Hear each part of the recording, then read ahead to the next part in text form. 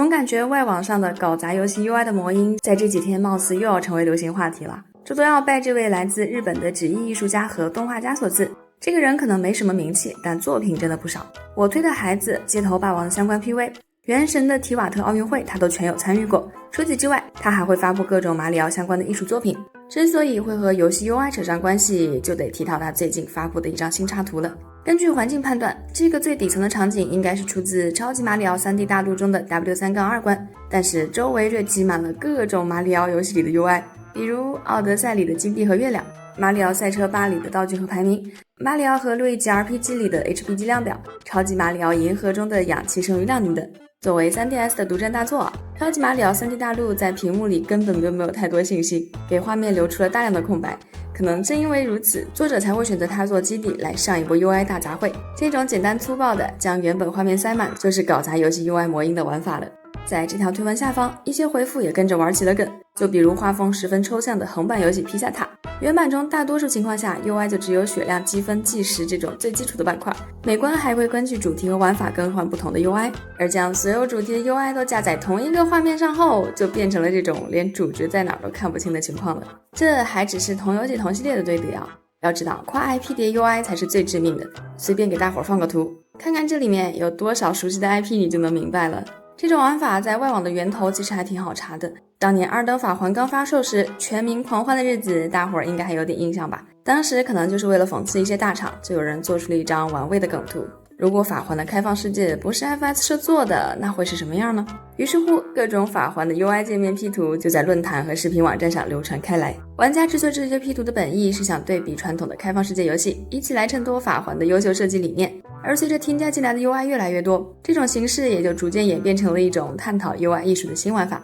这种玩法其实国内也是有的，只不过咱们这边加 UI 通常是烟雾弹行为，尤其是在直播违禁游戏的时候，跟超管斗智斗勇，叠 UI 可是众主播们的基操之一啊。而我在查找这些例子的时候，突然间就产生了一种神奇的想法，在众多游戏作品中，优秀的 UI 都有一个共同特点，那就是在游玩过程中，玩家可能根本感受不到它们的存在，可一旦需要什么重要信息， UI 的某些特性又能让玩家瞬间察觉，就像空气一样，平时可能没觉得怎么样，但缺氧的时候那可是真遭罪。而烂 UI 给人的感觉就像是密闭地下室里的二手烟，呛起来真的会让人产生砸键盘的冲动的。在很多人的认知中， UI 可能只会被认为是状态条、菜单之类的东西，但从专业的角度， UI 是用户与目标产品进行交互的界面，主要强调的是交互这个元素。举个简单的例子啊，当你把鼠标或者手柄悬停在某一模块上，是不是会经常看到缩放动画、底纹颜色突出，或者是听到短暂的悬停音效？这些微小的提示效果都是在告诉你用户在这里是可以互动的。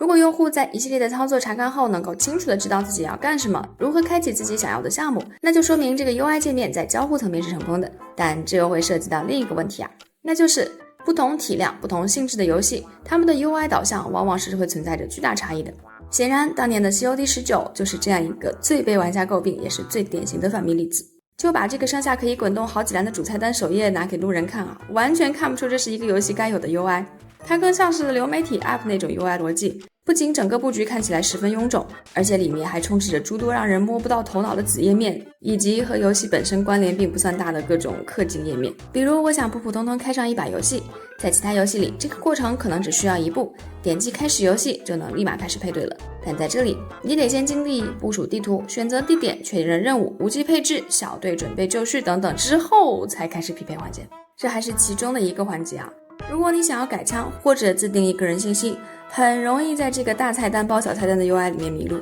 游戏还没开始就已经有点烦躁不想玩了。与之形成鲜明对比的便是 OWE 的 UI 界面，每个板块之间的摆放都井然有序，互不干涉，与游戏本身相关的功能性模块全都用大一号的字体作为展示。进入子菜单之后，每个具体的游戏模式也都清晰明了，没有任何繁琐的学习过程，让人一看就知道每一步都是干什么的。除了主页面之外，我还十分中意 OWE 在游戏内简约但不简陋的 UI 设计，尤其是那个时不时会冒出闪电特效的大招 UI。 一般来讲 FPS 玩家的注意力大家都集中在屏幕正中间这个位置，而这个大招既保证了在这个区间，也是离玩家准心最近的一个位置，便于干涉的同时也不至于喧宾夺主，这个位置摆放可相当有讲究了。如果说 FPS 玩家追求的是简约 UI 形式，那么到了 MMORPG 和策略类游戏玩家这里，画风可以说是两极反转了。因为这类游戏很看重大局观，对信息的需求是高于其他类型的游戏的，所以你经常能够看到这类玩家的屏幕摆满了密密麻麻、错综复杂的窗口和数据表，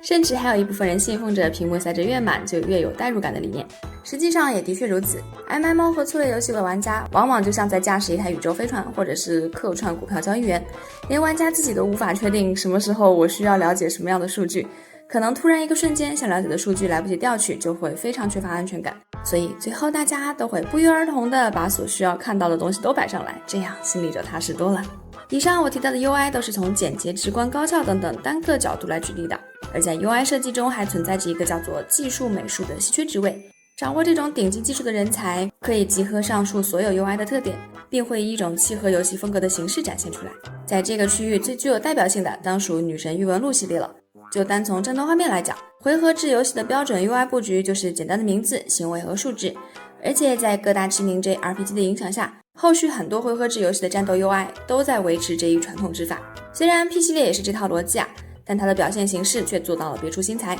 P3 的左轮、P4 的电视机、P5 的涂鸦，无论是风格还是颜色，都会在与主题高度绑定的前提下，尽可能的将酷和潮这样的属性展示出来，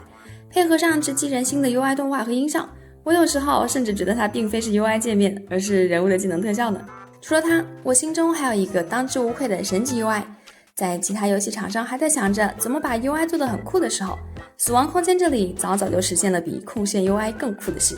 在游戏里你看不到任何一个多余的 UI 设计，因为大部分 UI 都已经与主角和环境融为一体了。